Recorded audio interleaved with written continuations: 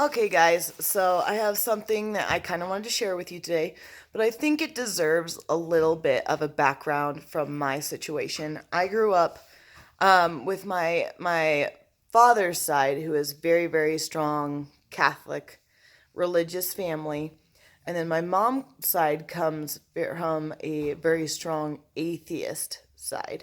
So I kind of, as a kid, grew up with both concepts of there is no God, you must rely on you, don't count on other people.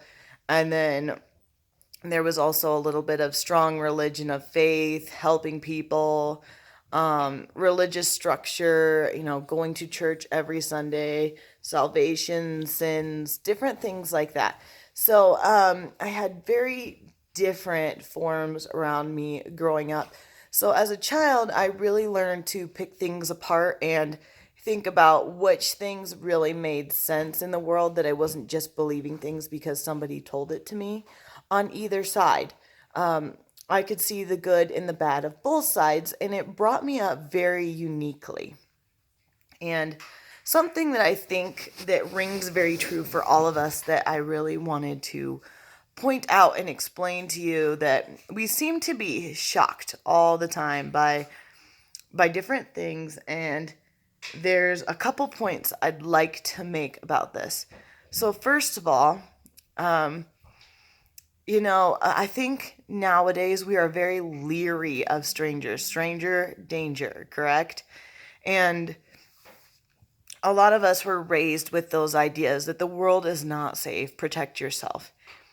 And I think that's smart, creating some kind of boundaries, like people you don't know. But here's something else that I also want to talk to about that I think is equally important. Yes, we need to be afraid and worried of strangers, but also be careful of the company that you keep. That if you think about the main shocking people in the world that you found out, little old ladies who like murdered, lots of people, and you're thinking, like, there's no way that little lady did that. But here's the thing that I want to talk about, and I think most people are going to understand this whether you have a religious backing or not. And if you don't, it just makes more sense to listen to this because I come from both. So, anyways, I was thinking about um, a lot of the examples or different things that I see, and I think I'm going to do another breakdown about this, but I wanted to be more specific for this video. Is that I really want you to take a look and think about Judas. He was with the apostles, and none of them knew that Judas was going to betray Jesus, really. And even all the apostles sitting around, like, I wouldn't deny you, Lord, I wouldn't betray you. And in fact, like, all of them betrayed him. So remember that even the closest people to you sometimes are going to hurt you. But also remember that, like, Jesus also forgave, and some of these people, like, what is worth forgiving and what is not, correct? I think what the apostles show there is that we're all vulnerable, and that we all are kind of a bit selfish in nature, and all of us tend to mess up and hurt somebody here and there. But what was different about Judas from the other apostles? And the other thing that's interesting is none of them knew he was going to do that, but Jesus knew. So why did he even keep Judas around? What was he trying to prove? What was he trying to even show you?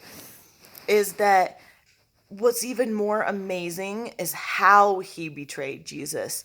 Is that he betrayed Jesus with a kiss. He didn't yell at him, he didn't stabbed him in the back, technically. But the way he did it was so cunning, and none of the other apostles knew. Yet they spent day in, day out with Judas. So, how do you not know that? So, a lot of times in the church, it's always shocking when you heard about this person doing something or whatever. But you know what, too, is we say, nobody knows what goes on behind closed doors, and that's very true. But sometimes even behind closed doors, the people who live with those people don't know what's going on, because guess what? People think being positive is having a smile on your face 24/7, but I can be thinking, I want to kill you right now. So positivity comes from a condition of your heart and your mind, not exactly what's on your face. So people are like, oh, well, you look healthy, you look good. I'm like, because you don't get to see me at home, and I'm not sitting like, I just want to go to bed, I don't feel good, life sucks. Like, I'm not going to go around like that. You have to search that person's heart out a little bit. And being positive means that you're facing both the negative and the positive. It's important to remember that there are both things in life, but a positive person says, okay, this is hard. I don't like this, but how can I use this? How can I make this work? How can I get through this? And that's actually what's being positive. Being negative, you can have a smile on your face, but if you have all these horrible things going on in your heart and you're hating people, you're mad and you're jealous, all those things seep through eventually too. And people try to tell you, like, oh, well, you don't know them, or I couldn't imagine that person doing that to you, or whatever. But that's what happens. And a lot of times the people who hurt us are the closest to us. So don't get so clouded over with the idea that these are good people, these are bad people. Because the thing is, we're all people. But why was it said by Jesus that it would have been better for Judas never to have been born? And it was because of that kind of betrayal and that kind of deceit. Why did the other apostles get that second chance, technically, with God and with Jesus? And I think it's because their heart was in the right place. They wanted to make Jesus happy, they wanted to make God happy, but they also fell short of that. But they also wanted to work hard to correct it and to move on. Is that Judas, I think, and I don't know this exactly, but to me it sounds more selfish, that it was more for himself and he could not move past it. And then asking Jesus for forgiveness, who knows what that would have done. But I think too, it's important to know it's the company that you keep sometimes, and that you don't know everything that goes on with a person, and to love and to understand. But when is it time and when is it okay to let go of something? Because it's like this idea of turning the other cheek and everything else. But sometimes there are people that do not deserve that second chance in your life. There are some people that need to be let go of and to protect yourself and others. I think that's important to remember, that a lot of times this Christian idea is that you have to forgive everyone and everything. And I think forgiveness is important. It really is.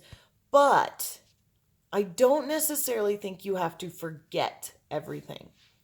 And that's why that's God's job, not us. We don't get to judge it because we don't get to see everything that is going on inside of that person. You don't know.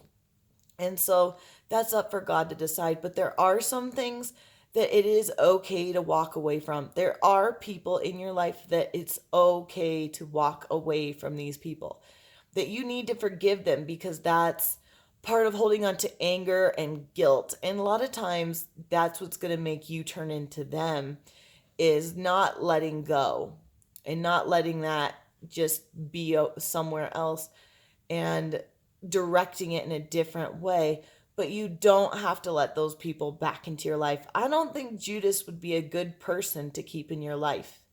And so sometimes, although it's hard to get rid of family members, although it's hard to get rid of people that you're close to and who seem nice to you most of the time, that you still don't know the condition of that person's heart. But you know what? When it came push to shove, they always reveal themselves. So if someone keeps revealing to you over and over and over again that their actions and their words are not lining up, it might be time And it might be. And think about it, maybe talk to somebody else about it that you can trust. But sometimes it's ready to let those people go. And that's why, not that you can't rely on other people, but listen to yourself, listen to your gut instincts, because even though someone's probably giving you sound advice, you never really know. And in the end, you need to be happy with your own decisions.